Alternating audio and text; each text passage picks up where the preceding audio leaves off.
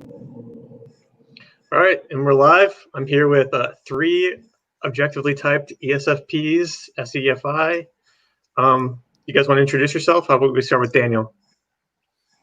All right, so I'm Daniel. I was typed exactly a month ago, and yeah, I pretty much thought I was the same type that I got, except that I thought I was TI, and I thought I was masculine SE. I was pretty sure about that, but I guess I don't know anything. So. Yeah, and I had an interview with Daniel on this channel previously, and I know he did one with Benjamin recently, so you can definitely check him out on some other channels. Guy, how about you? So for me, I just got typed a week ago, and I totally thought I was an INFP. I got FI. Nice. Correct. But yeah, and then I ended up reversing my. I thought I was consume sleep. I'm consume play. And then yeah, I'm SE, not NE. Yeah, and you're sleep last, right? So, yeah. So you're one of those that got caught in the. Oh, I'm definitely asleep. I'm tired. Oh, but no, it was long story. But in short, I just thought I was in my head a lot more. So I was like, oh, I have to be asleep. And then it's like, no, you're playing in your head. That's why. Okay. That's what you're doing. I'm like, oh, okay. Yeah. Yeah. And Jared? So I've kind of been all over the place. I started off thinking I was an INFP as well. And then I was like, no, it's probably NT. So I thought I was an INTP. And that was my final guess as NETI. So I was pretty shocked to find out it was actually SEFI because it was the same animal order, same functions, just completely different letters. Right. So yeah, that was kind of weird. Yeah, I found the letters to be challenging when I'm trying to actually type people the same as Shannon and like Dave. I would never have guessed SF. That would have been my last guess out of the 4. So it's pretty weird. Yeah, well, I'm with you there, guessing I was NT. So yeah, but it's that masculine intuition pulling in there. Yeah, definitely the classic like typing upside down thing. So is there anything that particularly surprised you guys about your type when you got it? Kind of building on where you guys thought your types might have been before. How about you, Daniel? Wow, your audio is really hard to hear right now. I can tell it's just me. I heard you fine. Are you guys experiencing that too? Oh. Yeah, I heard him fine, so it might just be you. Okay. Can you hear me better if I talk a little louder? No? Like I know what you're saying. It's just like copy and stuff. Let's see. Let's say it again. You, Daniel. Yeah, I think we're losing you. Your video's frozen. Yeah, I think you're lagging a little bit. Live show, everybody. Classic observer freak out. Let me see. I think you asked me if I found anything interesting about my type when I first got it back, right? Yeah, like what surprised you the most, I guess. I guess it was for you, you were pretty close. So figuring out like that you're actually savior feeling versus thinking is that something you're still kind of working through, or?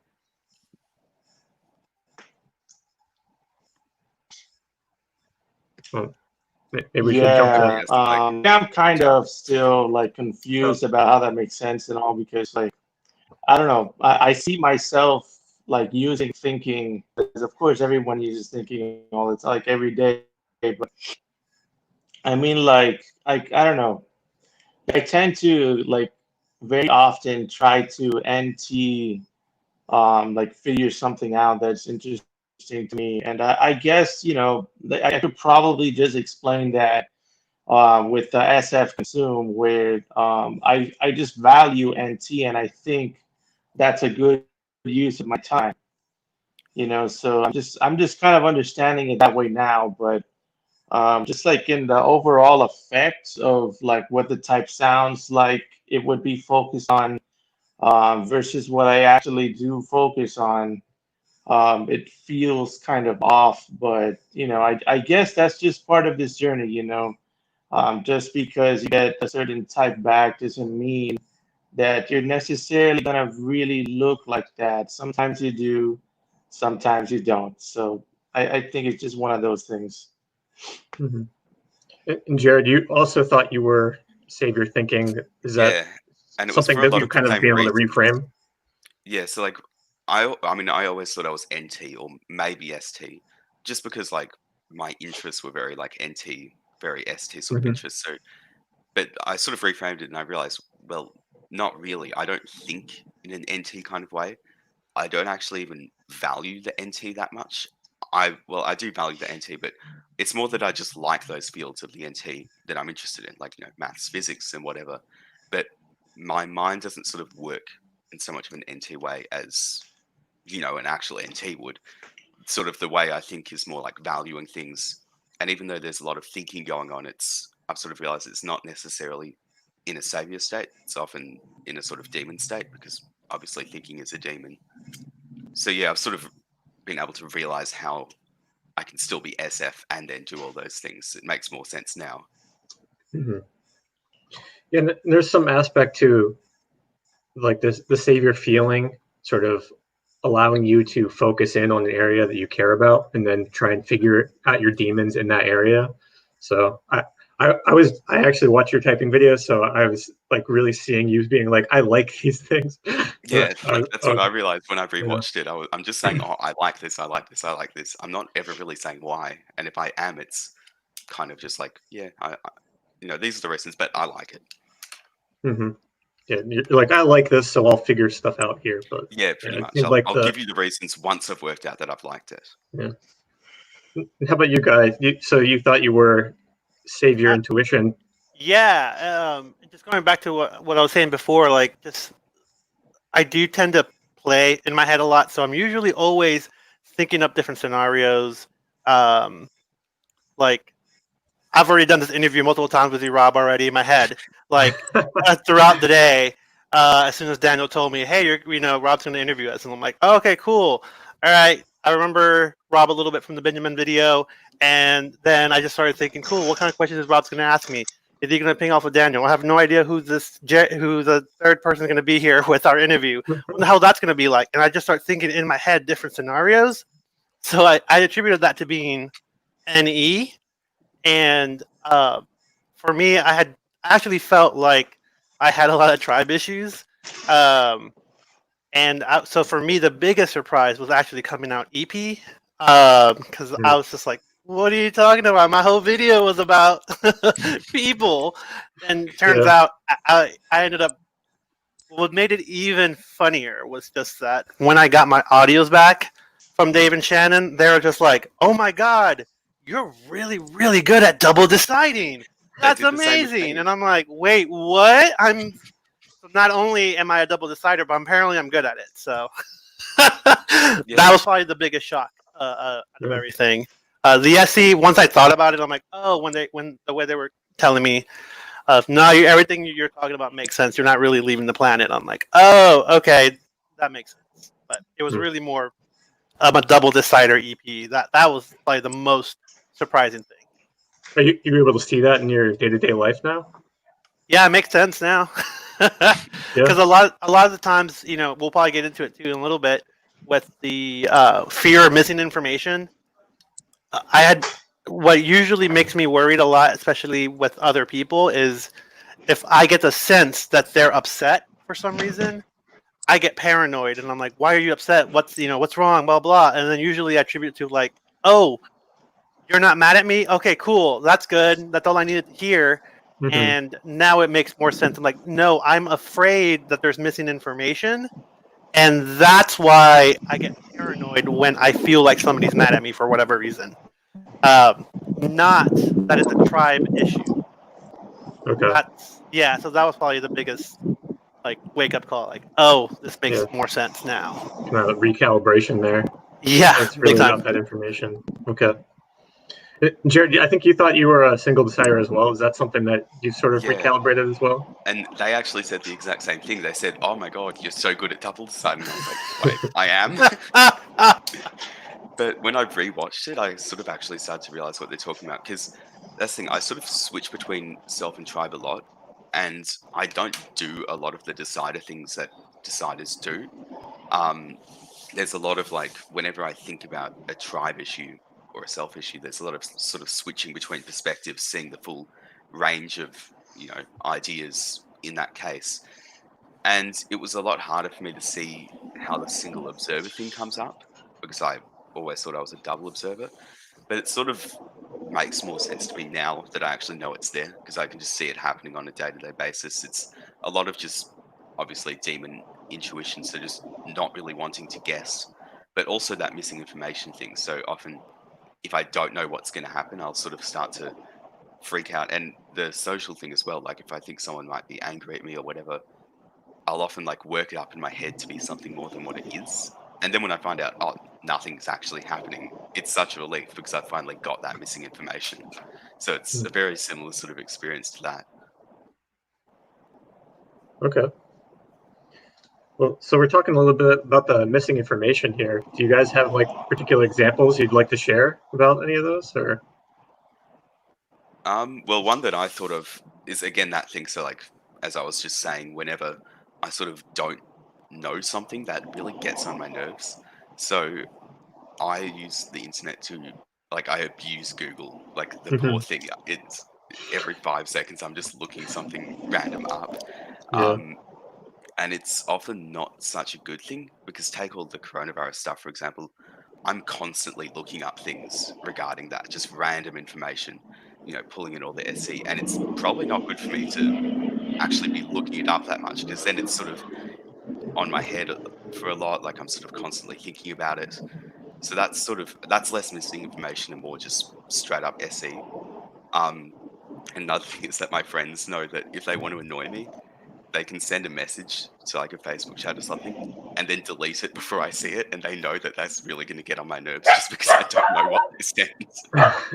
So yeah. So they've done that to you before? They have. They know how much it annoys me to like, not know what they were just talking about. Right. Okay. Hey, Daniel, how about you? Do you have any examples of missing information that you're kind of noticing now? Were you able to see that before you got typed? Missing information regarding my type, or No, just like in general, like maybe like tidal waves that you've encountered, or how that really bothers you. let me see. So, okay, some type of missing information tidal wave would be like, I don't know. I just, I guess, okay, so a lot of the time I kind of freak out about like reality crisis and stuff like that.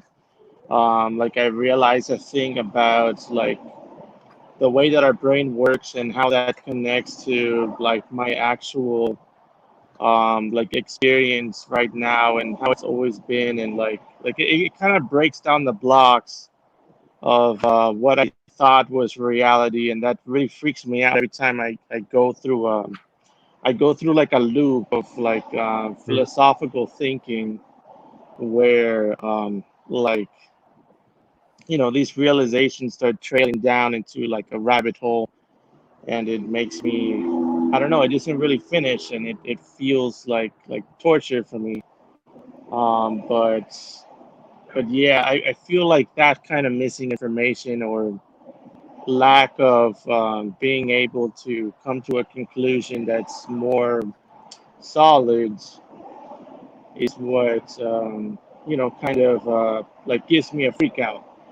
And there's also, I guess I also have the type of missing information freak out where like if something is physically happening in front of us and I realize something about that thing that's in front of us, like the way that it works, I'm like, like, okay, so for example, like if I've always been inside of a car my whole life, like I've always been able to go inside of a car and experience that. But, later on in life, like when I realized how a car works, it kind of fascinates me how like I didn't know that this whole time, and it influenced my life this entire time. But only now am I really understanding like the actual value of like how much work it took to like create that experience in the first place. Mm. So like those kind of things really fascinate me and also freak me out at the same time, because it's like a realization of power in things, I suppose. So it's like that kind of thing for me. Power in things. Yeah, I guess there's a lot of stuff we kind of take for granted that's just right in front of us, like how this lamp in front of me is wired together. It's just like, I don't know, but Yeah. that kind of stuff bothers you? Yeah, like I don't know. It's the fact that like the smallest little thing like put together with other small things, just like it creates this big thing in total. Like that freaks me out. Like realizing the unit of that thing, like identifying those units is like huge to me for some reason. So Right. I can kind of relate to that to an extent, like, because obviously I'm studying physics, so there's all of the stuff with like individual atoms and whatever. Mm. And sometimes I'll just be sitting there just doing something normal, and then I realize I just have this like moment in my mind where I'm like, wait a second, everything I'm looking at is just all of these tiny little balls just colliding with each other. And it sort of like freaks me out because it's like, how can that give rise to something as complicated as our world with, social dynamics, all of this weird stuff going on? How can that just come from a couple of simple rules? It's so fascinating to me how like just a couple of rules can govern everything pretty much. Mm. yeah, It's weird I stuff. feel that. How about you, Guy? Are you seeing how all the little pieces are coming together, and is that freaking you out? I don't think about it that much. My stuff can be a little bit more like simple. The funniest thing, the worst thing, the thing that always pisses me off, honestly, with my friends is when I get the text message, "Hey, I gotta talk to you about something," and then they don't reply for like 20, 30 minutes, and I'm there just like, "What do you have to talk to me about? What is this about? Is it about my dog? Is it about when we hung out? Are we gonna hang out now? What's going on? I don't know." And I'm literally freaking out until I I'm get. getting annoyed even by hearing you describe that. It's so annoying. I know, it's so when bad. people do that. Actually, I had to freak out today. So Rob messaged me 15 till 6 at my time, and I'm at work. And so I get the message, and I look at my watch, and it says, "Rob wants to send you a message." And I'm like, wait a minute, crap, it's 5:45. It's supposed to be at 7. I hope he doesn't think it's at 6. Crap, I'm still at work. And I couldn't get my phone out because I was working. So I literally was suffering for like 30 minutes to see what message Rob sent me before this. Information.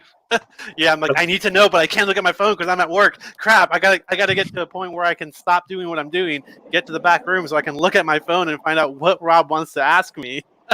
That's actually funny because I thought about that with Jared because I messaged him around the same time. I wanted to clarify that it was in an hour and 15 minutes because I know he's in a different time zone. I don't know where you are, so. My time was central, but it was still 15 minutes, like an hour and 15 minutes still. But I couldn't see the message because we weren't friends yet on Facebook. So I was like, it just says Rob wants to send you a message. I'm like, great! It would be great if I could see this message on my watch, but I can't because I have to open my phone and accept you, and then I can see what it's about. Yeah. Oh my god! What is this? So that's probably the worst thing that usually happens to me on a day-to-day basis is when I get a text message, "Hey, I gotta talk to you about something," and then that time to what is actually being told, I'm freaking out. Yeah, like I can relate to that. When people sort of purposely withhold, well, not purposely, but when people do withhold information from me, it's the most annoying thing ever. And then another thing that I was thinking about was a sort of like fear of missing out is something that I experience a lot.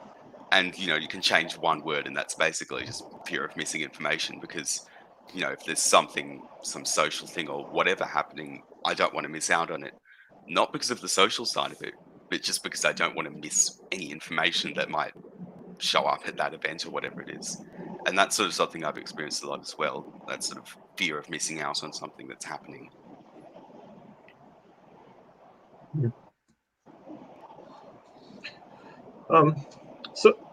So different topic. One thing I did want to talk to you guys about was double masculine sleep. You guys all have that. Oh.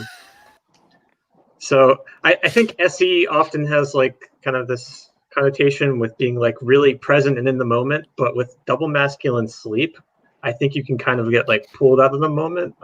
I experience this myself, so I'm curious to see what you guys have to say about it. Guy, how about we start with you?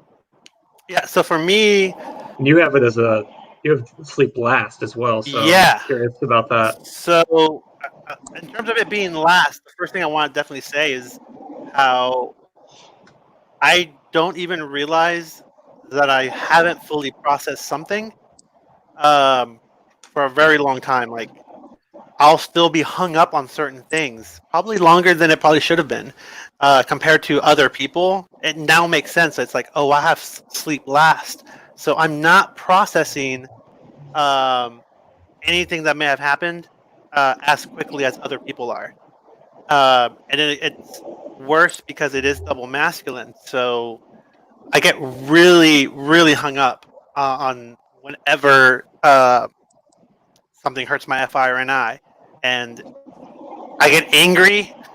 I get really upset, or overly emotional about it, to the point that I won't even take feedback from people because I'm just so upset about whatever situation. Also, that's probably the biggest thing about it being double masculine is the lack of even wanting to take feedback from other people who are trying to help. If I'm upset about something, I'll hear what they're saying, but I'm already dismissing. Like, no, that's not going to help me. Don't talk to me about this. You don't know what you're talking about. Don't even bother.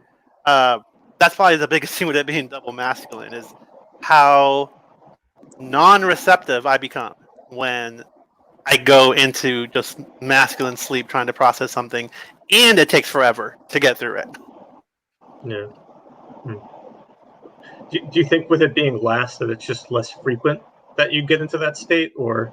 Yeah, I would say it doesn't happen as often, but I would just say when it does happen, yeah, it gets a while.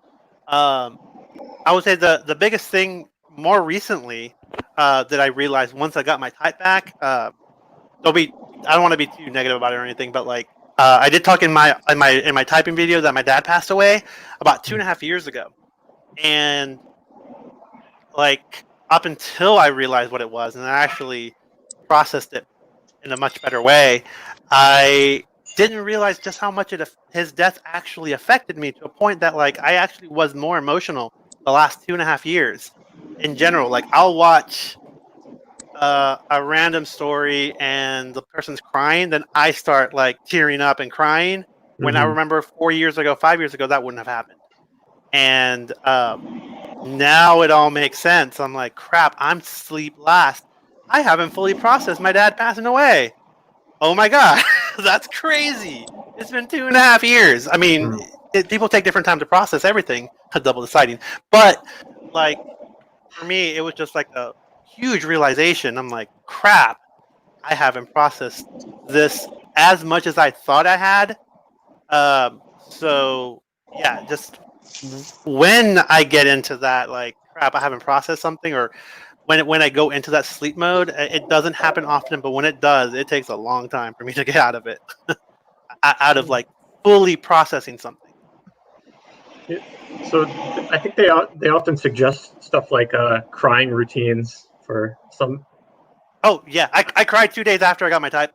Yeah. Like, huge, immense, good 30 minutes, like big time, and I feel better.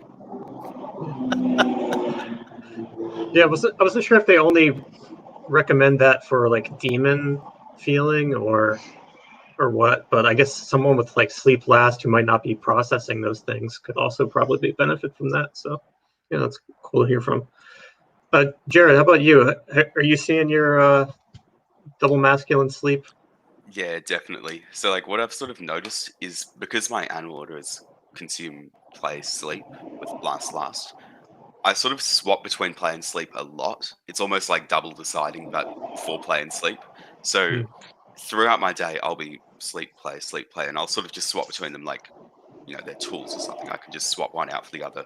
But what I notice is that when I am in that sleep state, I will literally be like, I won't say it directly, but I'm basically just like, don't talk to me, don't come near me, I'm sleeping, just go away, leave me alone. Like, it's very much, and like you said as well, sort of like pushing away. Like if someone tries to give me feedback on how to, feel better or something, it's like, no, I want to do this myself. This is my thing. Just go away. Leave me alone. Let me do it.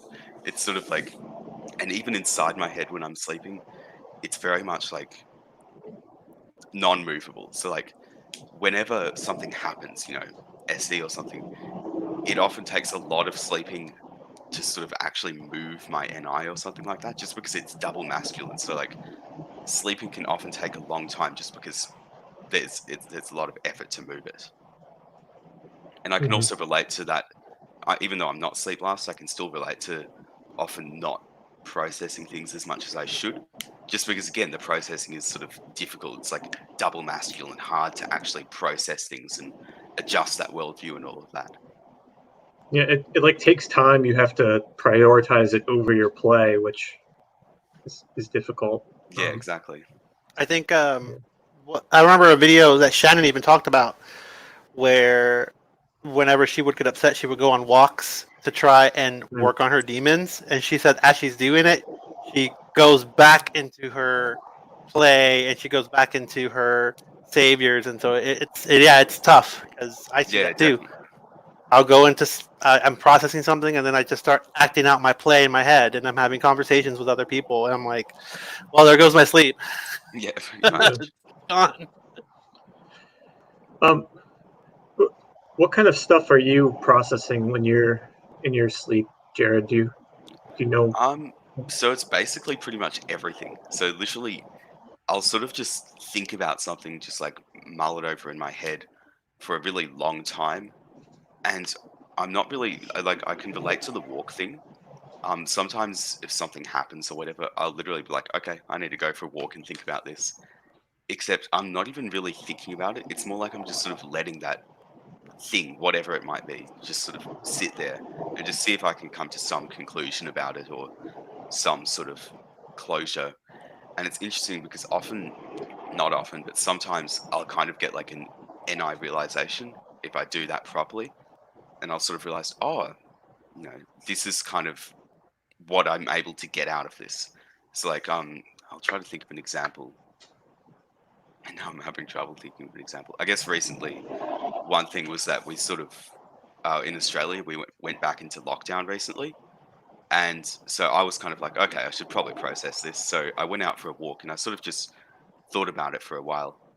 And then after like an hour or whatever, I kind of had this little NI realization that was just, it was along the lines of just like, the lockdown's probably good for you because it'll actually help you to like practice your sleep and practice your blast, especially because you can actually make yourself do things when you don't have the opportunity to go out and play and consume every 5 seconds. And that's just one example, but that sort of NI realization thing happens to me a lot after I've slept for a long time. So if I sleep on something for ages, sometimes I'll just get that like little NI gem of wisdom. Whether or not I actually decide to use it is a completely different thing, but I often sort of just get that like revelation after thinking about something for a while. Okay. Daniel, how about you? Double masculine sleep? Problems I have with sleep? Or just like how you see it? How you see it in yourself? Double masculine sleep problems. So basically, for me, I'm very similar to Jared in the sense that I switch between play and sleep quite a bit. But I feel like, I guess because my sleep is double masculine, it kind of like pulls me in a bit more as soon as it's the turn for sleep. And a lot of the time, on top of that, I tend to, I guess I kind of have like an overconfidence about using my sleep. And since it's a demon, I'm kind of like disrespecting the actual process that you're supposed to go through to complete like a sleep cycle about a thing, So I tend to just kind of like grab the sleep and try to apply it to like whatever it is that I'm trying to narrow down and to make a decision on, but I don't apply it for long enough. You know, like I just kind of end up like realizing a lot later that, you know, there's a lot of things that I overlooked, or there's a lot of things that I didn't like kind of like integrate into my NI so that it can catch other important things in the situation to like add it to the plan that I'm gonna use for my decision. So like and often, you know, but when that happens, it's much later. It's much later than like when I made a mistake. I just realized later, like, oh shit, like there's all of these different things that I could be thinking about, and like I could be living totally different if I had like thought that way a couple of years ago. So it's like I definitely see how my sleep is a demon, and I'm not really respecting the way that you're supposed to use it. But I also see how, because it's double masculine, it kind of adds to that overconfidence that I have in it, and that itself has caused problems of its own. Like I never knew I had problems with that. Like I guess I didn't even reflect that far to even realize that in the Right. first place. So it's just one of those kind of things for me. Do you feel like you try and rush through your sleep? Like you're trying to figure out a plan and you're just like, oh, let me just do this really fast? Or is that not something you relate to?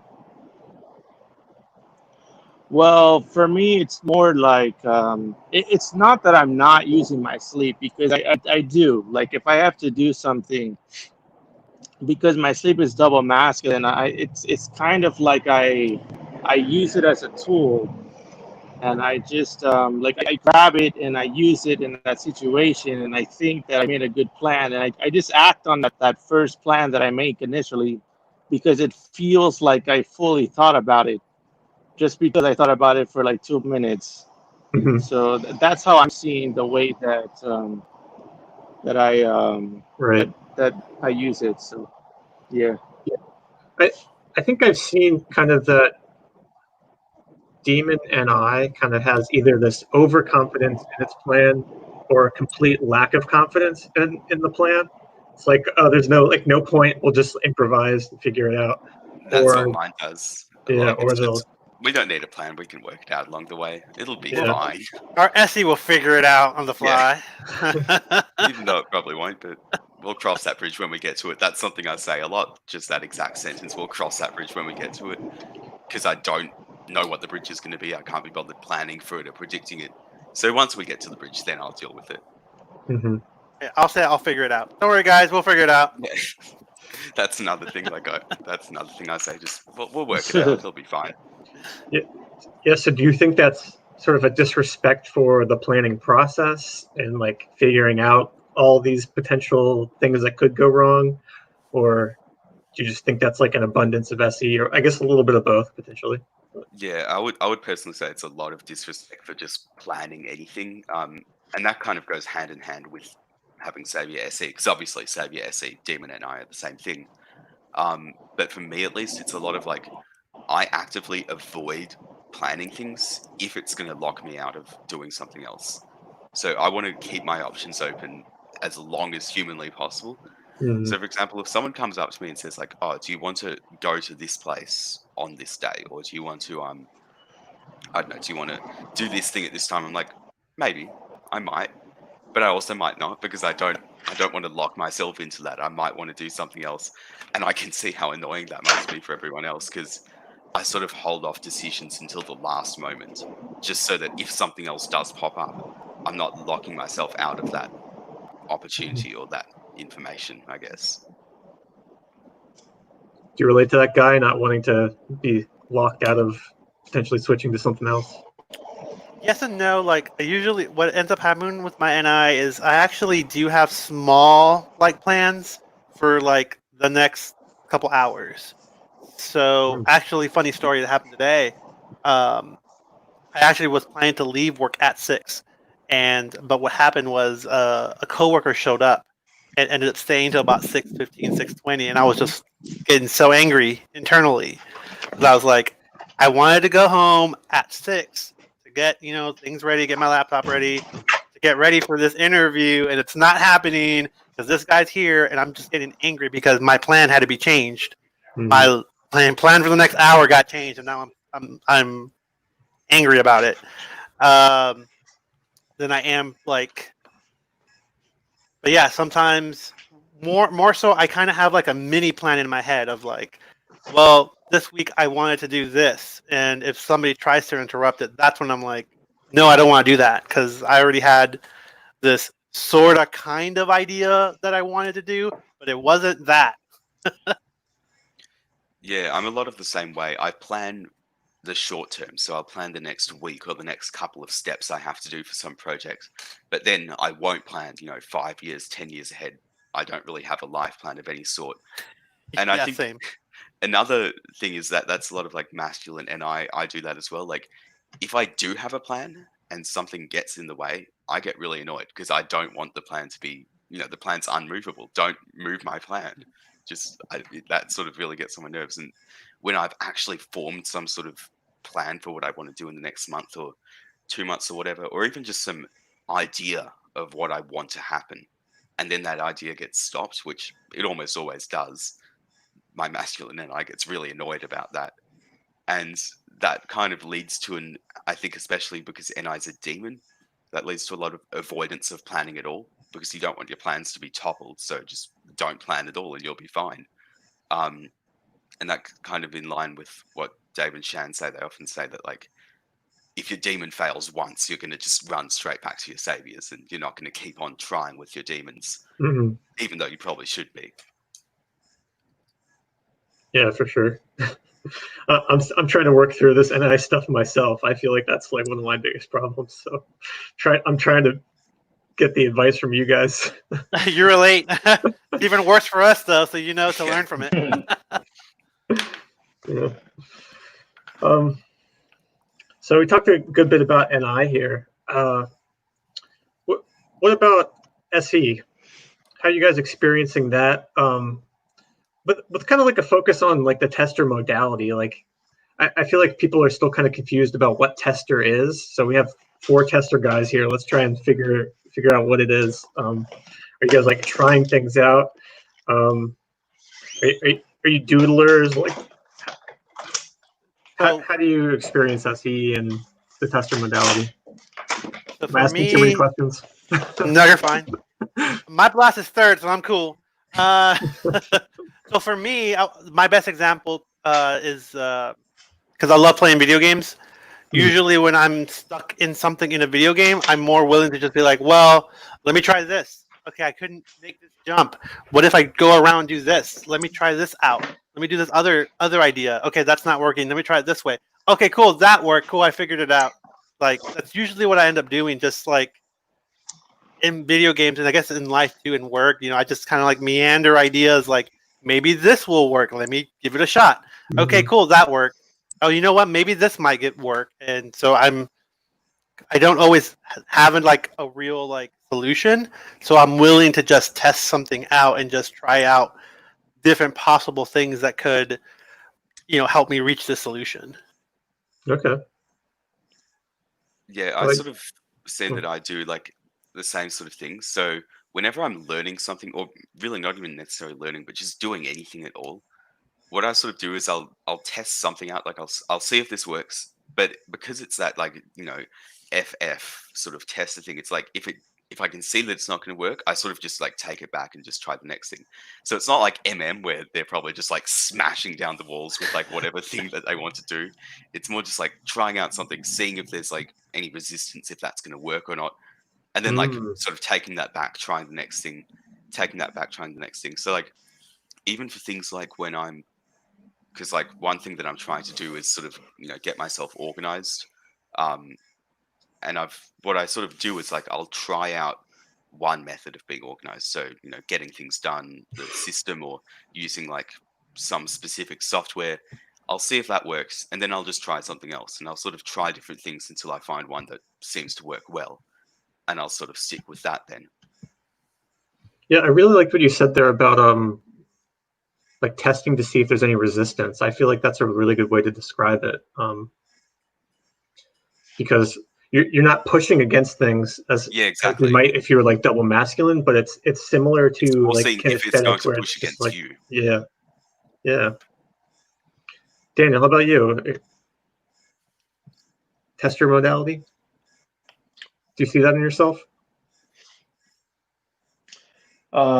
If I see tester and myself, Yeah, like how you're sampling um, things, how you're kind of learning, engaging with your environment. yeah, so I actually see myself using tester most when it comes to like I would say like people.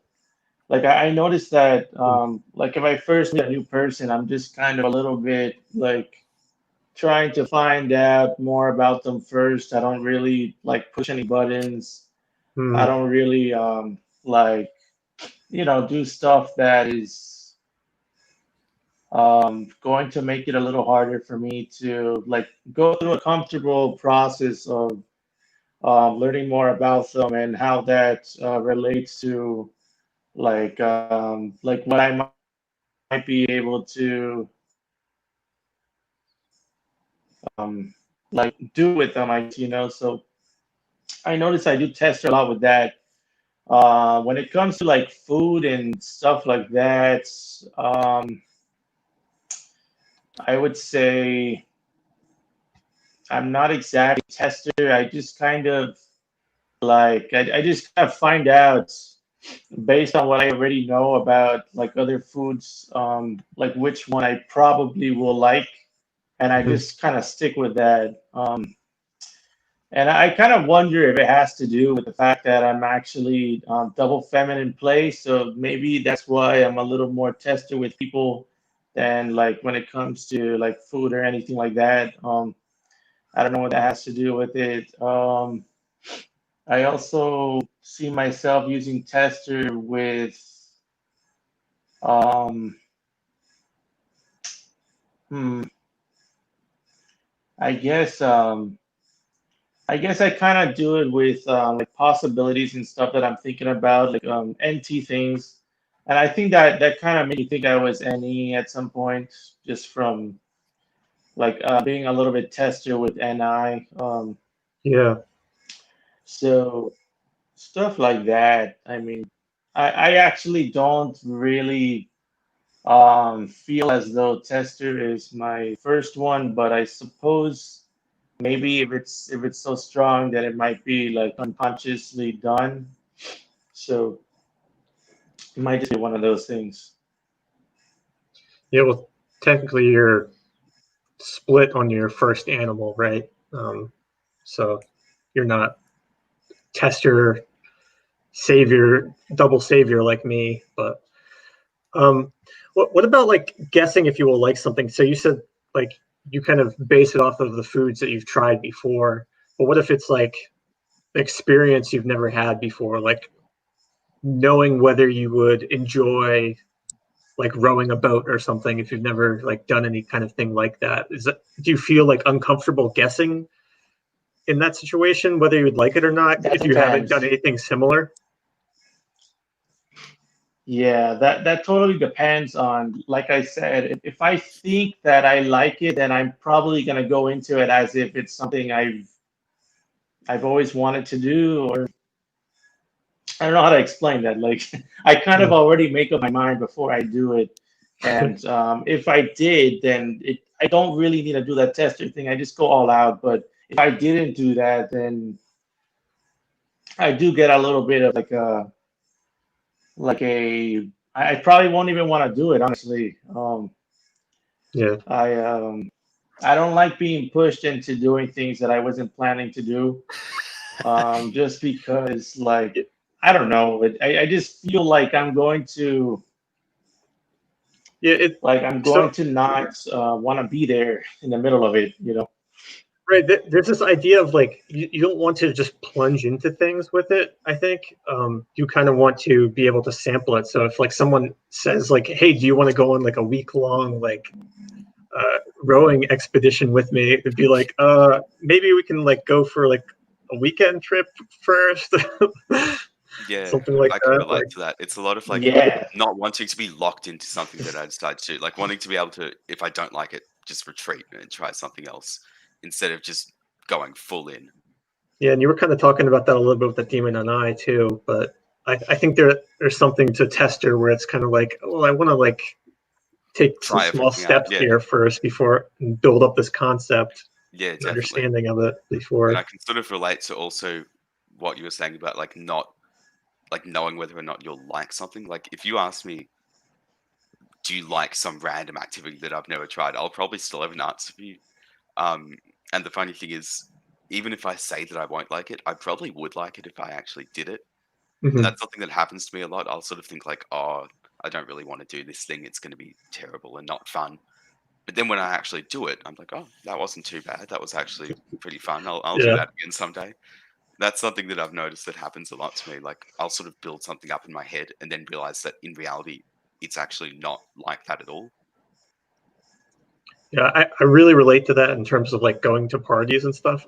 But I'm always just like building it up like it's some big thing, and it's just like a bunch of people standing around like I don't know what I'm imagining in my head, but it's not that big a deal. Yeah, How I about sort of get like ideas for how things are going to be in my head, and then yeah, it doesn't end up like that. how about you, Guy? Did you want to say something? Yeah, I was gonna say that. Yeah, if somebody wants to do some sort of activity I've never done before, I'm like, let me YouTube that first. Let me Yeah. see what this is all about Hmm. before I commit. Yeah, and that's a little consume over blast as well, I guess. Yeah. So that's the thing. I'm like trying to like figure out like what is actually the tester part and what's like these other parts. So yeah, Yeah, just trying to it get kind some of all other. blends together. Yeah, for sure.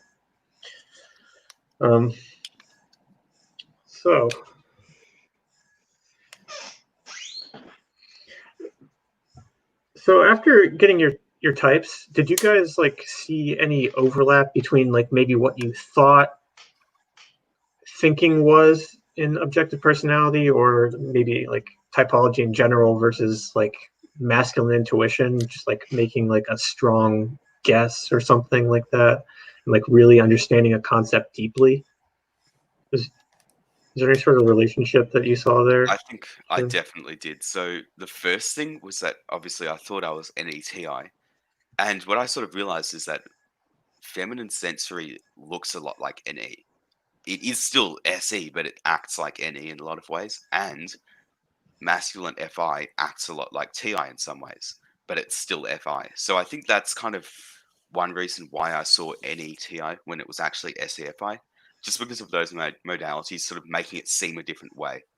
And sort of the reason that I thought I had intuition was because I really like understanding the actual concept behind something. Once I actually get a proper grip of the concept, that's really satisfying to me.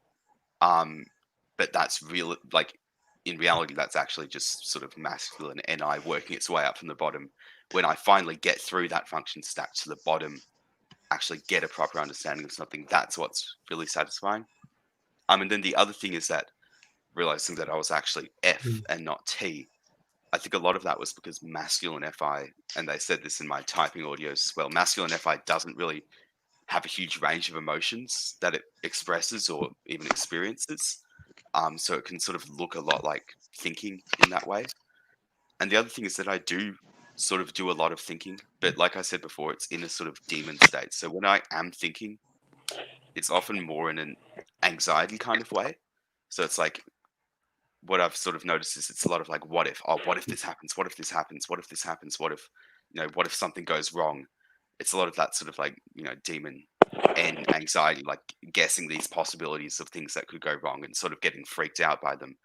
But in the savior state, even though I am thinking, it's a lot more like, I guess you could even say like just like clouds going by. So it's more just like, oh yeah, this thing, that thing, but it's not that obsessive sort of thinking over one concept. And that's another thing, like in a savior state, I'll sort of jump between different thoughts. Like I'll think about this thing and then this thing and this thing, and it's sort of very gentle.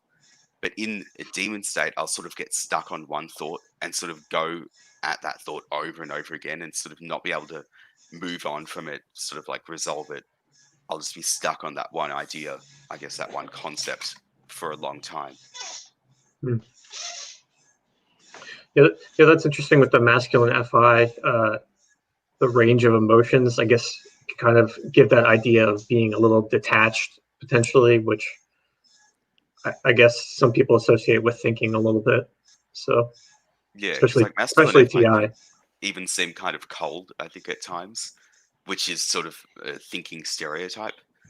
So I think that, like, you know, if you asked anyone I knew and they didn't know about objective personality, if you asked anyone I knew, like, oh, is he an emotional person? They'd be like, no, definitely not in the slightest. Because outwardly, I'm not, because I never really tend to express emotions, and I don't sort of show like a huge range, like say someone with FE or feminine FI might. Yeah, I think we saw that for those in the class with Sully Sullenberger this past week. Everyone kind of thought he was ST because Yeah.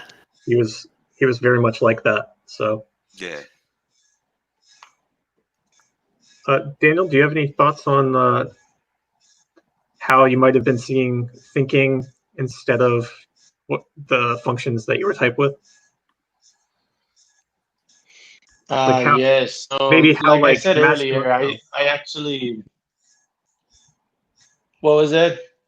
I was gonna say like maybe how masculine NI might have looked like TI to you. Yeah. So, like I said earlier, I thought I was TI because I don't know. There's just this thing about how TE is supposed to be like citing other logic sources that are coming from other people. So myself kind of how would you call that? Like logic block building by myself. Like I would see myself do that, and then I would come to people and tell them like, "Oh, I think this. Like, what do you think about that? Like tell me what you see in it, and like what I might be doing wrong about it, or whatever it is." So I saw myself doing that, and I thought that was like a TI kind of thing. But now knowing that I'm using like masculine NI with feminine TE, I suppose I'm like block building with my NI, like with the TE behind it. You know what I mean? Like it's kind of like piggybacking with the TE. So it is kind of logic building, but it's not really TI. I suppose they're very similar anyway, so it doesn't really change much. But Yeah, yeah, 'cause you really just like using TE to build it up to a NI concept, right? So it's yeah. And I also, let me see. So like previously before OP, like I always thought I was like intuition savior or like N high, like up in my stack, because I just kind of assumed that the stack order kind of determines like what you actually use more often, or like which one you're more capable of using, like that kind of thing. I just kind of like assume that, I guess. So I guess now it's not really based on that. It's not really based on that. It's just these coins like stacking on top of each other and creating an image that is not necessarily what you look like. So it's just one of those things. yeah. I think with objective personality in particular, it's very much about like what you're willing to sort of what you feel responsible for and like where you kind of start from to sort of build up to that intuition, right? Versus Yeah. just making a guess and then trying to figure out the sensory later, which seems like what? But I never really got in. I still kind of don't. Yeah.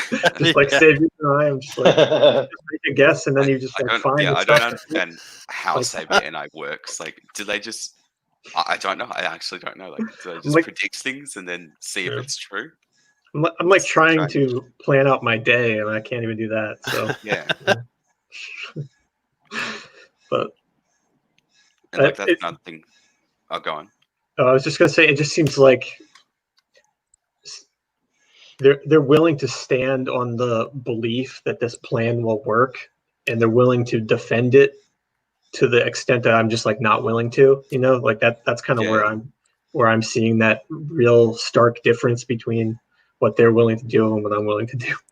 It's like So, I've realized that I will actively resist when someone tries to say that something will happen. So if I'm doing something, or yeah. if anything happens and someone's like, "Oh, you shouldn't do that," or "They shouldn't do that because this is going to happen," I'm like, "Well, maybe, but what if this happens, or what if something else happens, or what if that doesn't happen?" Like I'm sort of actively resisting someone trying to predict the future by like trying to like throw spanners in the work for them and just like throw off their prediction, because I don't like the idea that you can sort of fix down the future and that the future is going to be one thing. I prefer the idea that the future has like a ton of different possibilities. That's when I'm sort of in my best state, when I think that the future could hold any possibility. That's kind of why I thought I had any, because I was always thinking about what could happen. But realistically, I'm not actually thinking about what could happen. I just like knowing that anything could happen. Yeah, and that actually is what happened to me too. That's why I thought I had any as well, because I was also thinking that exact those exact sentences I've thought before. Like, no, I don't think that's going to happen when somebody tells me something. More than likely, it could be this or it could be that. This could also happen. That might also happen. You never know. Somebody could bust through the door. This, whatever. And I'm thinking, oh, that's any, because this is all stuff I'm saying that will probably never even happen. And so It's more like sort of resisting that NI. yeah, it was more resisting the NI. I mean, now it makes sense, but at the time, Yeah. that's why I thought I even thought I had masculine NE for that reason, because it was just like, no, I'm pretty sure this ain't gonna happen. It could be this, but it could be that, and I'm pretty sure it'll probably be that. And no, it's masculine NI pushing on the future and not happening. Yep. I think it's a lot of sort of trying to. I know I've actually lost my train of thought. I have no idea what I was going to say. Never mind. Classic blast last. Yeah, I was going to say, I feel like it's interesting. I kind of generate those potential possibilities too, but then when I get stuck on a potential negative outcome, it doesn't work for me. To just like think of other things that could happen, because I'm like, yeah, but that other thing could still happen, and that seems really bad. I do the exact same thing. Yeah, I get like stuck on whenever that. I think of a negative outcome that could happen, I get stuck on that. I'm like, oh, but these positive things could happen, but the negative thing is probably going to happen. And I'm sort of like constantly thinking about the worst case scenario and like the worst possible thing that could happen. And I sort of assume that that's going to be the outcome. It's well, not necessarily assume, but I'm more like fixated on the possibility that that could happen. And I don't think about really anything else, because it's more like, well, yeah, those could happen, but what if this happens? Yeah, I'm like trying to process why that bothers me so much. I don't really know why at the Yeah, moment. I'm not sure. Like, I feel like maybe it's some sort of like it's just a demon NI thing, like not being prepared for what might happen. Yeah, I it's think maybe it's like this refusal to be prepared, like this Yeah. refusal to do the work to I think maybe prepare it's for even that like a situation. masculine NI thing, like being sort of fixated on one possible idea of what the future is and just sort of ignoring everything else. But it's being done in a demon state, not a savior state. So it's sort of only with those negative things, it's got like that whole negative tinge to it. You're never really enjoying doing the masculine NI kind of.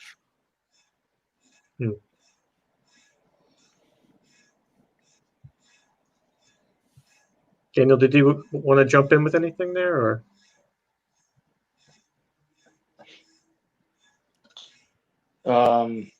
Talking about any and stuff like that. I'm sorry, my audio is still like really bad, so it's hard for me to keep up Okay. with what's going on. Sorry about that. Did you ever think that you had any, or no? Did I think I had any? I definitely did at some point. Okay. The way that I saw it was, I guess I was just kind of like exploring the realm of like the possible intuitive connections of things. Like I thought I was doing like an NT kind of exploration thing. Mhm. Like that definitely makes sense to me. But it's not like that. Like NE and OP is very different than the way that I was thinking about it. So yeah, that was mostly. I thought it was NE mostly at the beginning when I was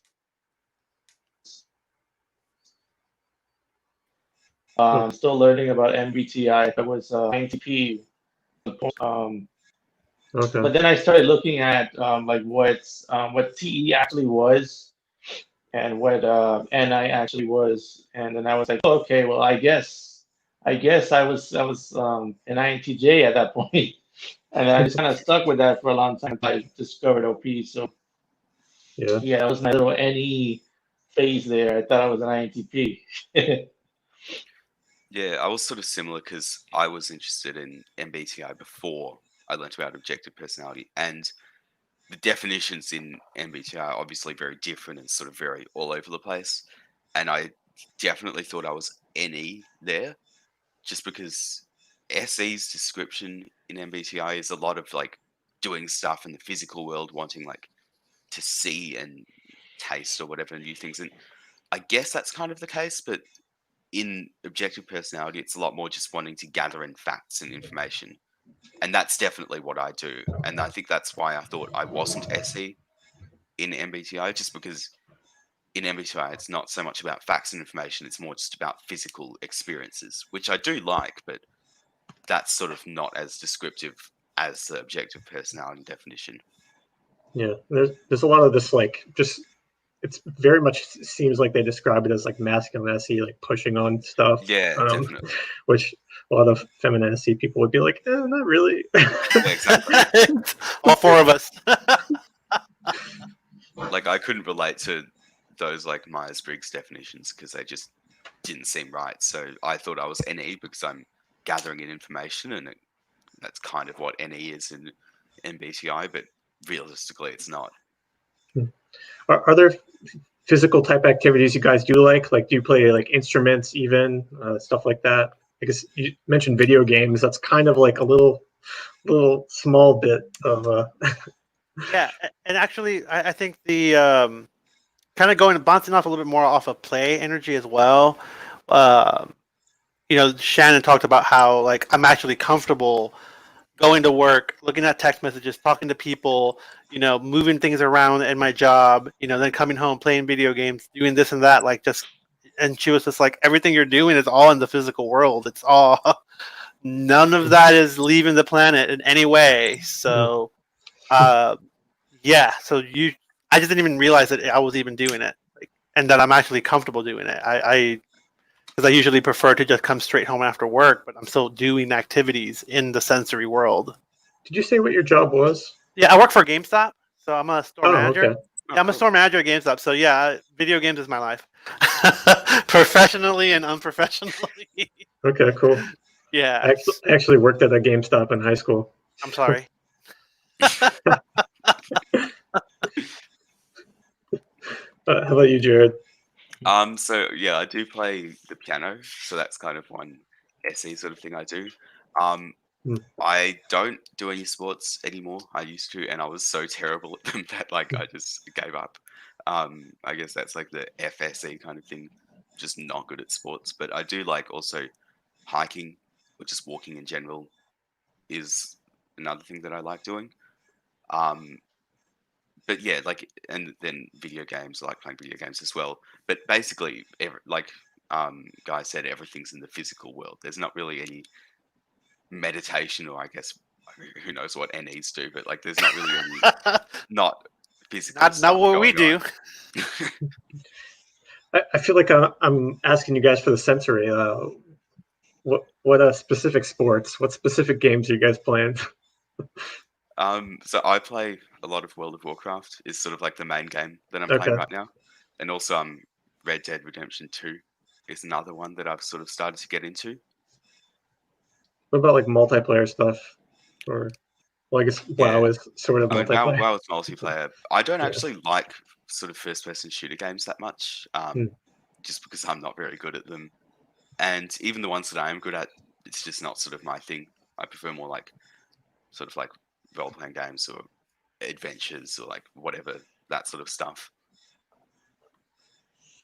Yeah, for How me, about I'm currently playing. I play Smash Brothers all the time. That's actually the game like I play all the time. So, but online sucks, so I don't play on that online. Mm. But whenever I get a chance, I do play with friends who come over and we play video games. Smash Brothers mainly, and then the other multiplayer I play a lot is Monster Hunter. Really love Monster Hunter. That's a lot of fun. And then I'm currently playing. I play Smash every so often. I'm currently playing Monster Hunter. I'm also playing Fire Emblem Three Houses. And then I gotta get back into Pokemon. And I mentioned in my type video, I play Pokemon Go as I'm driving. I know I shouldn't do it, but I do. I just drive really slow, trying to hit kids. Okay. How about you, Daniel? What kind of like physical activities are you into? I'm sorry, say that again. What kind of physical activities are you into? Like sports, musical instruments, anything like that? Okay, so you're asking what physical activities I like to do? Yes. Yes. Okay, I'm sorry, this audio is just not very good. So let me see. I like to walk a lot. Okay. I just can't stop walking. I walk like, I don't know, I maybe know like you're 2 hours a walking during day or this interview. something. I was gonna say that. I know. I just couldn't stop myself. So I like walking. I like swimming. Hmm. I haven't played tennis in a long time, but I like playing tennis. Um, and I like sleeping. That's a physical activity. You know, tossing on the bed and stuff. So um, Fair enough. that's about Okay. it, I think. I don't know. All right. Um, I think that's probably the masculine FI telling us, "What do you like?" We don't know. We just like doing whatever it is we like doing. Yeah. Like if you ask me what I like doing, I don't really have Pretty any much. answers. But the answer is just Interesting. anything that I'm doing, I like doing because I'm not going to do something if I don't like it. Exactly. Okay. That's kind of a different perspective on that than I would have thought. So Yeah, I interesting to would hear say. you guys say that. Yeah. So for me, side note, like I actually thought I had feminine FI. I mean, obviously throughout this interview, I'm pretty expressive and laughing and everything. But when somebody would ask me, "Why do you like this?" I get stuck. I'm like, I don't know. I just do. I just do, yeah. I just do. Like, why? I need to explain that. Like, I just like it. Mm. And I think that's where the masculine FI really comes into play. It's just like we know we like it, and we don't need to tell people why, and we don't have an explanation as to why we like it. We just do. Yeah. Yeah. I'm a lot of the same, so it's like I know the things that I like. I mean, like once I've sort of worked them out. And if someone tells me that they don't like the thing I'm like, I'm just like, okay, screw you. I don't care. You know, I'm not going to stop liking the things that I like just Yeah. because of what some random person said. Like and that's sort of the masculine part of it. It's very like unmovable. So the emotions and values, priorities are not movable. And I'll sort of also not so much force them on other people, but it's more like I'll like in a kind of joking way, I'll be like, "Oh, you should like the things that I like, otherwise I hate you," and stuff like that. I don't really mean it, but probably a little bit of me means it. Somewhere deep in that double masculine sleep. Okay. So would you say like the people that are providing more reasons for the things that they like, is that more likely like a demon FI from your guys' perspective? I'd Or say it could be like I reckon. I mean, obviously, I don't know because I'm not one, but I'm guessing that someone who's like thinking over feeling would have to have a reason for something before they can sort of let themselves like it. That would be my guess. So like, I'm guessing they would have to work out a sort of list of reasons why they can like something before they can sort of give themselves Mhm. permission to like it. Whereas for me, it's more like, I do like this thing. If you want me to, I can spend a day coming up with some reasons, but I don't need there to be reasons for me to like it. I mean, that sounds more like it probably be TI. TI is Yeah, more I think that's reasons based. kind of like a TI sort of thing, because it's, again, that's like a personal identity thing. I'm guessing if someone had TE over FI, it might be something like they want to make sure it sort of like works for everyone. It sort of fits in with the TE before they let themselves like it. Maybe I'm not sure. Specifically coming to mind is recently did a class on Roqb, who was typed as a feminine TE, and she like really wanted to have a baby, but she wasn't like married, so she ended up adopting and without being married, and it was like this thing for her. So she like didn't feel like she had reasons to do it, and like was like unsure about it. But Yeah, She just wanted to. I think is what ended up happening. yeah, I don't remember her trying to justify it with reasons really though. So Yeah. I think you guys are probably right there. So yeah, and I mean, I imagine that would sort of be an overcoming demons sort of thing, like actually realizing, no, I don't need reasons. I'm allowed to do this thing without having to work out the reasons and ping it off everyone and make sure everyone's on board with it. yes, so I guess it's a little bit also like the DI aspect. You don't feel like you need to justify yourselves to the tribe, right? Like just leave me alone. Yeah. Like I mean, because I'm a dabble decider, there's a lot of switching between DI and DE for me. Like, even though I have my opinions and some of them I feel strongly about, because of that DE, I don't often sort of express my opinions that much. I mean, like, I don't really have extremely controversial opinions, but I don't like talking about sort of political stuff specifically, just because I don't really want to get into that whole debate. Like, I don't like politics much as a whole. And it's a lot of just being aware of what the tribe's perception is, as well as being aware of your own sort of views and stuff like that. I think that's a lot of what double deciding with DI and DE sort of shows up as. Right. Okay. So how about relationships? We had a question here about what types you guys perceive as the most attractive as partners. I don't know if that's actually physically attractive or just like what sort of traits you find attractive in others, but maybe you guys can talk on that a little bit, see what kind of overlap you have. Can we start with Daniel? Did you catch that, Daniel? Oh yeah, so this is actually really interesting. I find this very fascinating. So even though I'm a double feminine, I find myself very attracted to other double feminines. It's the weirdest thing to me because supposedly you're supposed to be attracted to your opposite, but I have a thing for double feminine and feminine masculine the most. Okay. I also tend to like, I don't know, I guess you would just call it like estrogen dominant females, which is supposed to be a double feminine thing, but I find myself also that I also I don't know I don't know I don't really see myself as a feeler, but I also can. I mean, I know FI is not always about emotion. It's not always. But I do tend to like feel like I compliment my like I feel confident with a a female that is more emotional than I am. I don't know why. It's like it just kind of clicks together. So I guess another feeling savior.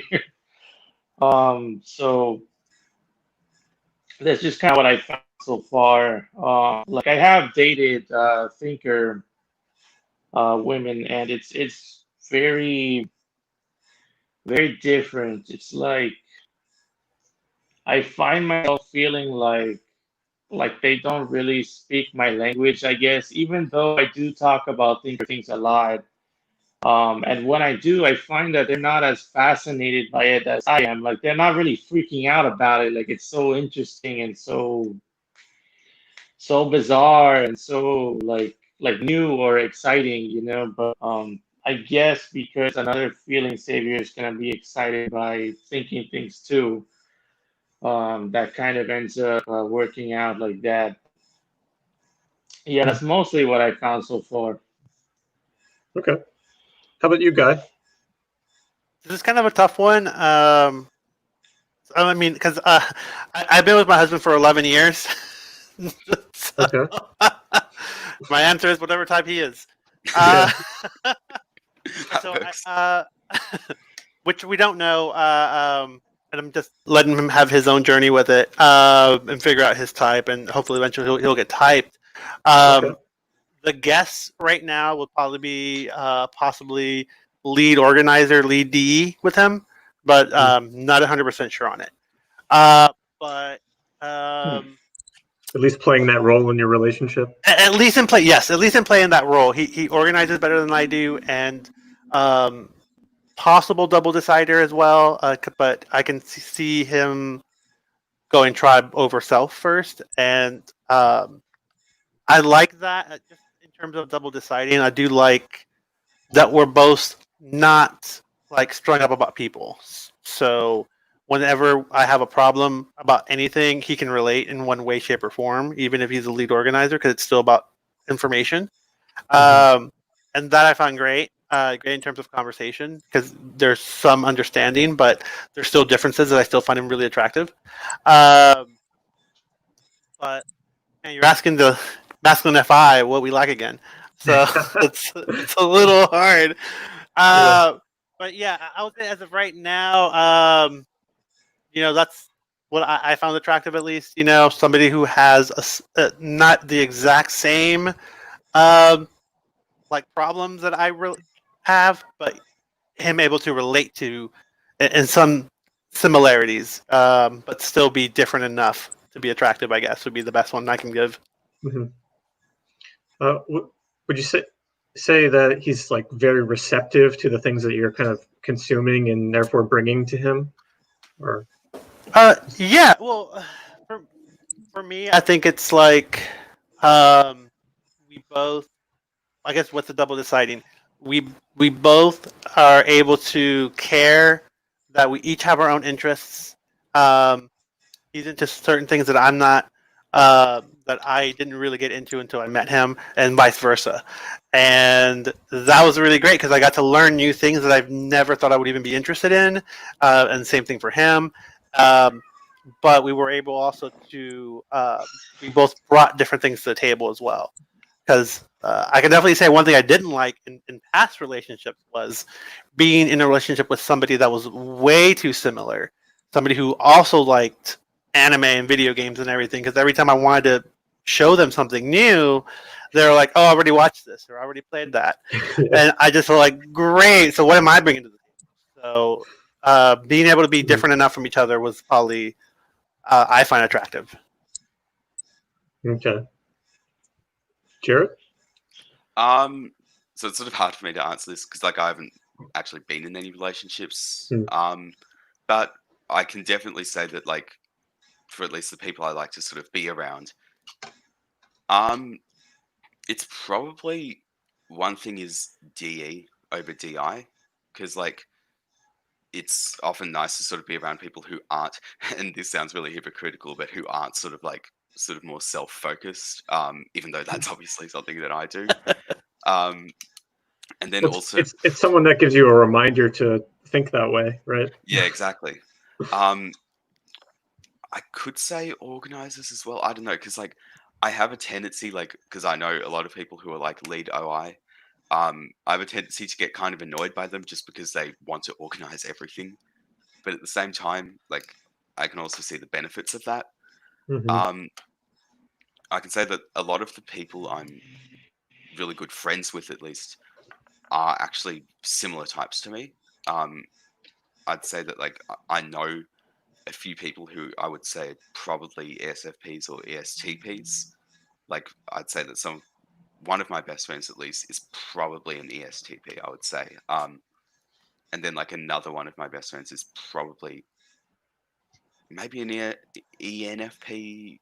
I don't know, but sort of I like being around EPs a lot, even though I probably shouldn't be around people who are like exactly the same as me. But yeah. Okay. Yes. So you got the relationships are kind of founded on the gathering aspect and sort of enjoying in that journey together. Is that kind of where you're finding foundational relationships? Yeah, I would say so. I mean, at least with friends, I mean, it's not that I don't like organizers, but it's more that I just like people who are like sort of flexible or spontaneous, just willing to do random things whenever. Yeah. Yeah, and that's kind of sounds a little bit like what Daniel was saying with the being attracted to other double feminines. I kind of see that a little bit in myself too. Like just like people who are kind of willing to go with the flow. I don't know. This just seems like so counter to me to like be with someone that's a double masculine person that's just like banging on everyone, where I'm just like like following behind them. Like I don't know. It just seems like someone's so completely different to me. So I feel like it makes sense with like the audio and visual being sort of like balanced, but yeah, it's like the double feminine, double masculine thing. It just seems like such a difference in the personality. So I don't know. That's my take. Yeah, no, I see what you mean there. Like, there's a lot of a bigger difference between sort of FFs and MMs.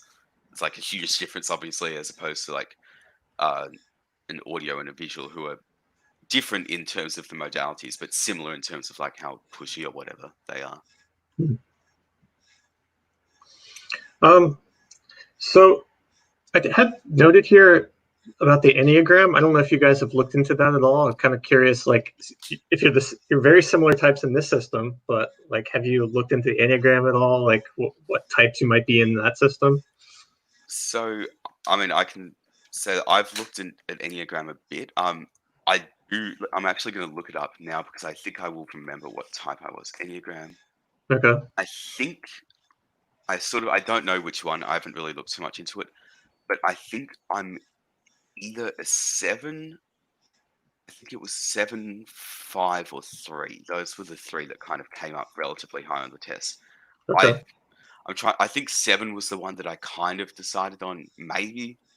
I think 7's the one that sort of made the most sense to me, but again, I haven't really looked into it enough to be sure what my type actually is. Mm-hmm. Yeah, I took the EP stereotype one. Yeah. I took the test a couple of years back. I just can't remember exactly what it was. I think mine was 5 or 6. Mm-hmm. But I remember when I took it, it was like one was 5, and then 2 of them were 4. So it was like 3 of them were really close. I remember the numbers were really close together too. So I think it was like 5, 4 or 5, 6. I can't really remember. It's been a long time. I need to go back into it. Yeah, I think when I did the test, I actually did it pretty recently again. I think it came up with like 97% 5 and then like 94% 7 or something like that. But then I think 3 was a bit lower, 9 was somewhere in there, maybe as well. But yeah, 5 and 7, I think the ones that I'm probably most likely to be one of those 2. Okay. Daniel, how about you? I think you were talking about this with Benjamin, maybe? Daniel, do you know what? Are you asking what what Enneagram I tend to get? Yes. Yes. So there's like basically 2 of them that I mostly identify with, which is 5 with 4 and 9 with 8. Those are the 2 that I feel the closest to. Right. Yeah, not really any other ones. Interesting. Yeah, I think the type 5 is definitely going to be like resonant with people that have double masculine sleep. Just like, oh, yeah. if like you identify a little bit with that double masculine introverted part of yourself, then it's going to feel like, oh yes, this is me. I am like this like very introverted person. But with objective personality, it's like, is that truly like our core motivator? It's, I don't know. Enneagram kind of like has its foundations in a whole different thing, so it's I mean, like I would really say that 5 sort of relates to the more introverted part, and then 7 is like the more extroverted part. But it's a question of what's like more, I guess, more fundamental out of the two. And I'm not really sure. I haven't looked into it enough to know properly. Yeah, it's a deep system. It's pretty interesting. There's no like objective personality typing system for it, so Yeah. just interesting to look at still because no one's solved it. I wonder if there would be some sort of correlation between like the 512 types and the Enneagram. I feel like maybe there wouldn't, just because there's such different systems, but there might be some form of correlation. I'm not sure. Yeah, I would say there's definitely a correlation, but it seems like they're talking about something different. I don't know. Objective personality versus MBTI. I don't know. They do cover a lot more stuff with objective personality, so maybe more of it's covered. I haven't really thought about it too much since getting deeper into this. But there's definitely just like some correlations with MBTI types and stuff like that. So, we didn't really talk about TE too much. I don't know really what to ask there, but maybe like, how do you guys see your TE playing out in your lives? Daniel, were you able to hear me? Are you asking me how do I play with TE? Yeah, so I'm asking you kind of like how you see your TE playing out in your life. Like, are you like working with others to solve problems, or maybe how you see that? Am I working with my TE play? Wait, what? Say it again. Are you working with others to solve problems with your TE? Do you like see that playing out in your life, or? Okay, I'm just gonna answer whatever I thought you said. So basically, I do use my TE play a lot with other people. Like I I do like, you know, use it to bounce back with other people and like try to like figure something out to do. I do like I use it quite a lot actually. Like I often like will call my friends and we'll like have a full on like TE SE NI conversation about like thinking stuff, and like we're always going back and forth with different possibilities about things and stuff like that. So yeah, I definitely see myself using TE play. Now, if you were asking me about dad jokes, you know, that's really funny because I actually didn't think that I did them, but then I started realizing that dad jokes are just basically making jokes out of physical observations about things and like just kind of seeing things like obviously, like physically obviously, as if like it's, I don't know, it doesn't even seem like it's meant to be funny. Like who creates a joke out of that, you know? But it just is a thing. I do use that, so yeah. Okay. This is great. So Guy, do you tell dad jokes? God, I hope not. But I guess I do. Apparently, every once in a while, I'll just throw some dumb jokes here and there at work, and then my staff, because they're younger than me, they'll just look at me like, "God, you're so stupid. Why are you even?" Usually, when I get that kind of reaction, that like, "God, you're stupid" kind of thing, when you just made a joke, I'm like, "That's probably a dad joke." Yeah. You telling corny video game jokes? Yeah, I think the Do you have any locked and loaded? Sometimes, but I think the last one, we got this Bob Ross like figurine toy in, And I looked at it when we received it in, and I'm like, why is his chest open? Like his hair, like, chest hair and everything. The action figure had his, a little bit of his bare chest showing. I'm like, why is this like this? And they're like, I don't know, we received it like that. And I made some stupid joke saying, I'm like, oh, well, I guess that's a happy little secret. And then they just like, my staff just looked at me like, don't stop. Just stop. I'm like, okay. Yeah, like I've noticed that I sort of the jokes that I make will sort of be of like two different types. One type of joke that I make often is just taking things literally on purpose. Like even though I know that someone doesn't mean something, I'll just take the sentence they said literally. Just it's probably not even funny, but I'll just like say something stupid about taking it literally. It's like sort of very ST kind of thing. And then the other thing that I'll do sometimes is I'll just like make puns in response to something someone said. So often, especially in like a sort of play kind of thing, like a lighthearted conversation, I'm literally listening to what people are saying and just looking out for like if I can make a pun about something they just said or just spin it in some different way. Like sort of plays on words, that kind of thing. And then going back to the TE thing that you were also talking about, the way I notice TE is that reasons and logic for me are very impersonal. So it's not really central to my identity, any reasons and logic stuff. It's sort of more things that I can like throw out and get back. And often what I'll do is like, especially with my friends who also have TE, I'll literally have like full on proper heated debates with them about random things that really aren't important. And then at the end, we'll be like, okay, that was cool. Like we're just sort of just debating, arguing about random things, or even just having discussions about irrelevant topics and just sort of seeing what we can like bounce off of each other and find out.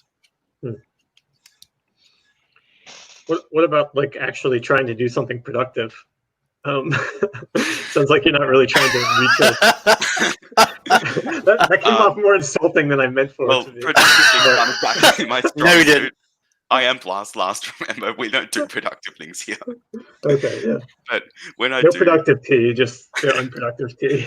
when I do productive stuff, I find that I often do work well sort of with other people in a team environment. Like especially when I'm learning new things, I often learn things best if I'm with other people. I can sort of just like discuss the thing that I've learned, sort of just like throw ideas at them, they throw it back, and we can sort of just like talk about stuff until we've sort of got it worked out. Like whenever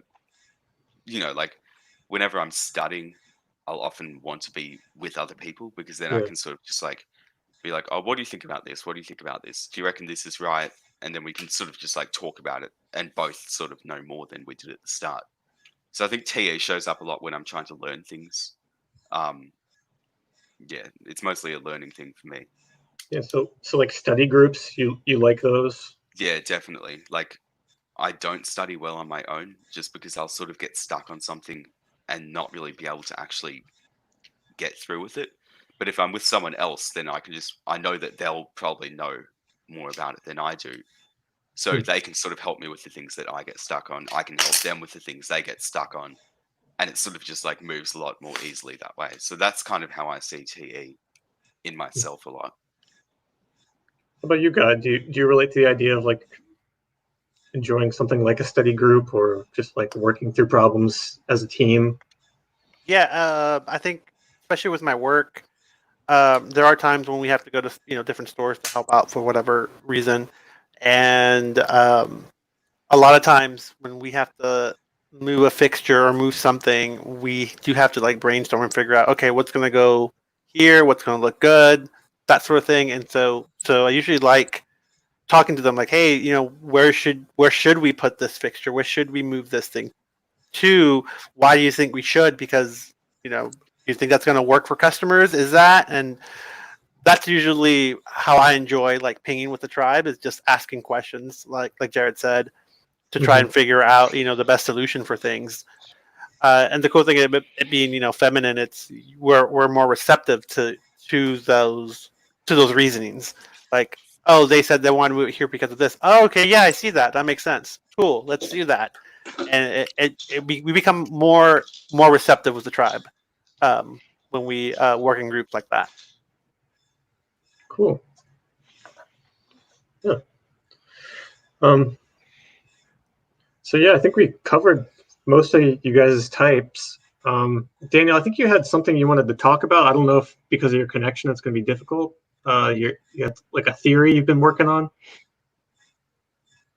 Did you hear me? The theory. You want to talk about? Yeah, I could do that. Yeah, if you're So able to this talk actually about that would for a be little really bit. interesting to apply here right now because, as you can tell, like obviously, even though we're twins, there are like little differences here and there, like I don't know, like speech patterns, I don't know, choice of words, stuff like that. So basically, theory that starts with the idea that every function has an input and an output. So you can think of the input sort of like the front door to a house. So if the front door is feminine, it just allows anything inside of it. But if that front door is masculine, then it's kind of being more selective and looking through the people more and like tend to go away and stuff like that. Or, just like generally like deciding what happens to it more than the feminine front door function. So, and Okay. then when it comes to the back door, which is the output of that function, that's basically like how fast does that function let go of a thing. So if you have a masculine back door, sounds kind of funny, but if you have a masculine back door, you're basically keeping stuff inside of that house for a longer period of time, allowing you to organize what's inside of that house before you let it go. And it has more of an aim.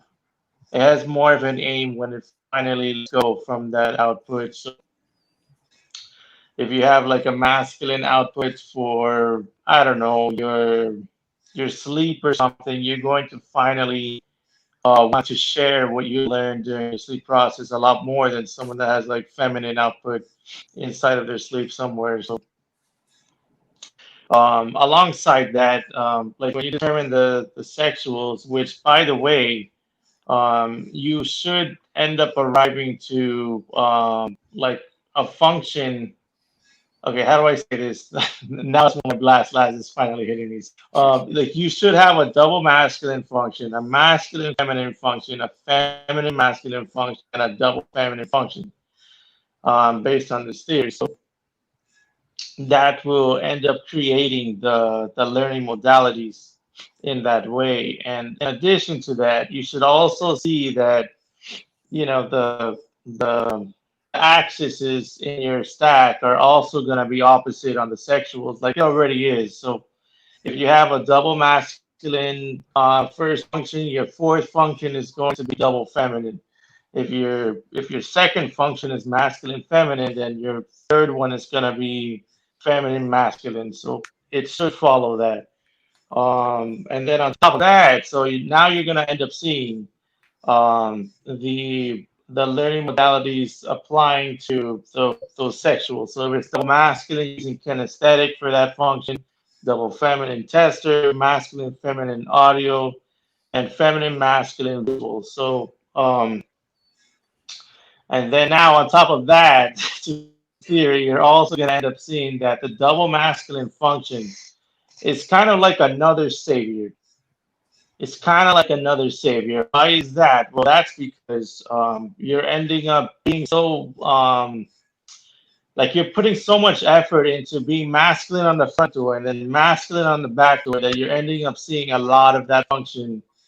Kind of like I don't know, like if you were to color each of the functions in the and kind of like order that as intensity or how much focus a person had to put into in order to use that function, you're gonna see a really dark color on the double masculine function.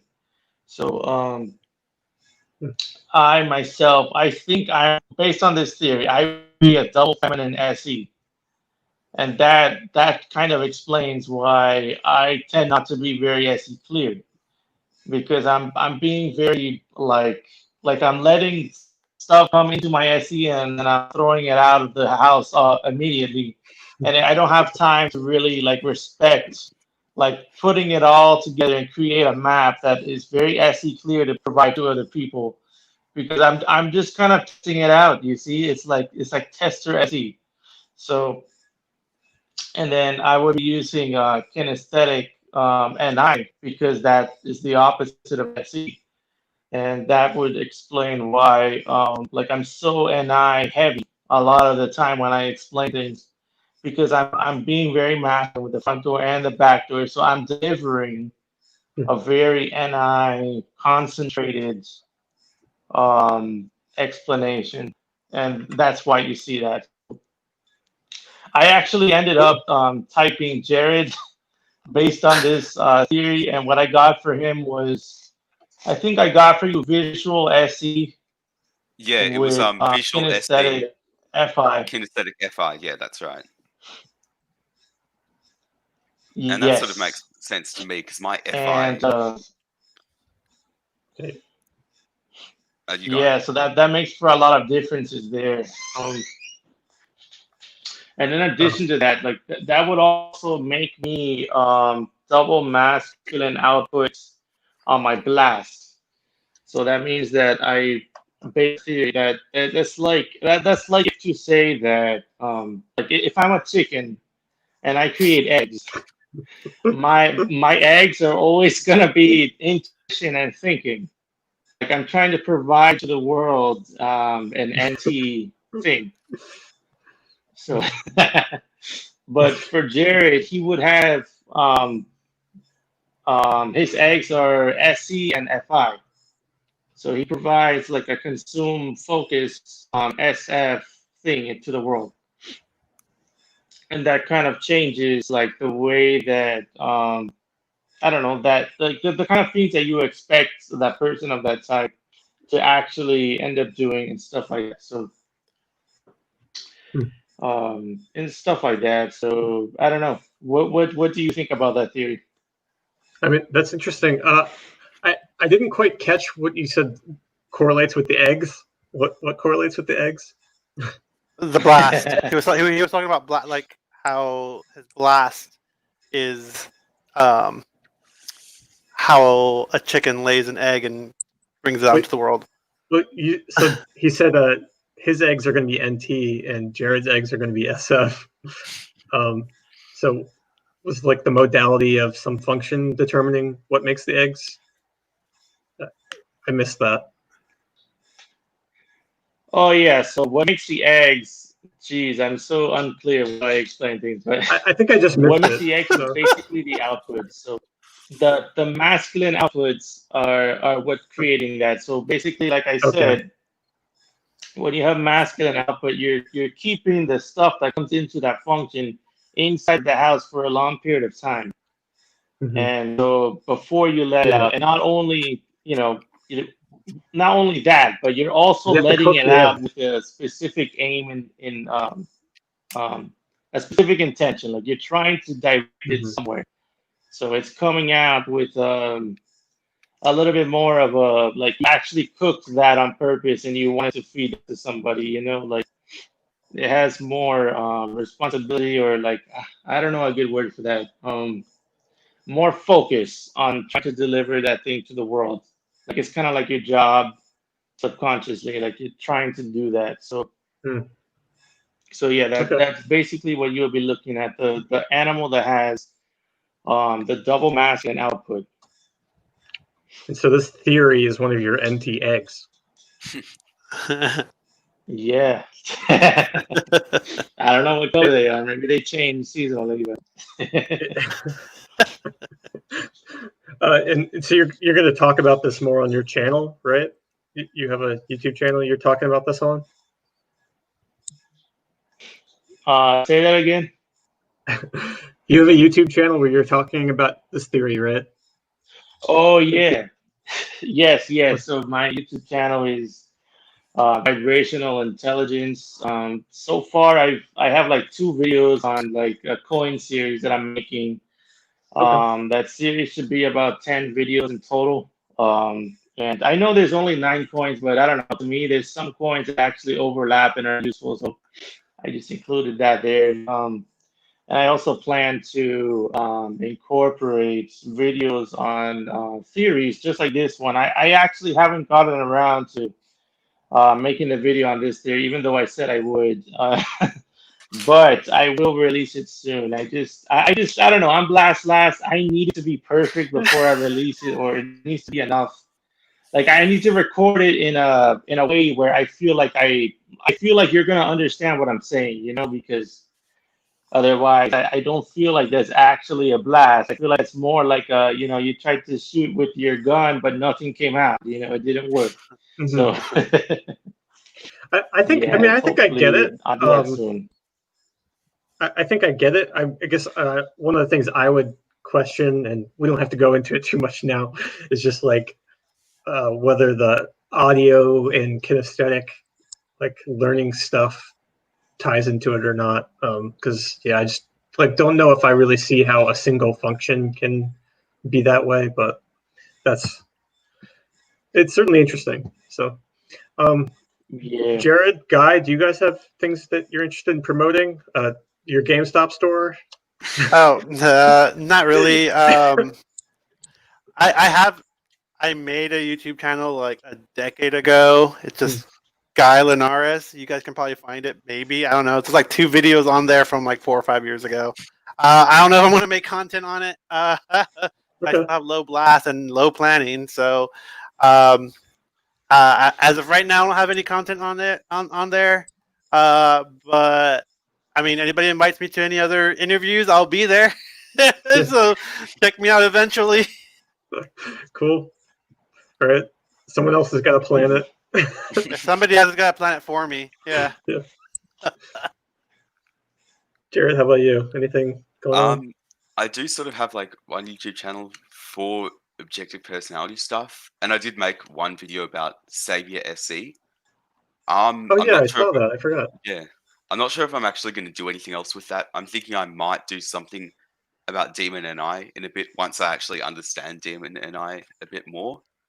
But yeah, I don't really have any particular plans to like make some huge series or anything on that channel. Right. At least not yet. Maybe you should make a video about how you don't have any plans. That's a good idea. All right. Just an entire video. I don't have anything to do with this channel. Well, thank you guys for coming out and doing this interview. This is pretty cool to get you guys together. A lot of fun. Yeah, it was really interesting. Thanks for having me. Yeah, thanks for having me. It was really fun. Yeah, I was surprised by like how many similarities there are, as well as differences. But yeah. Yeah. Awesome. Yep. All right. Bye, broadcast.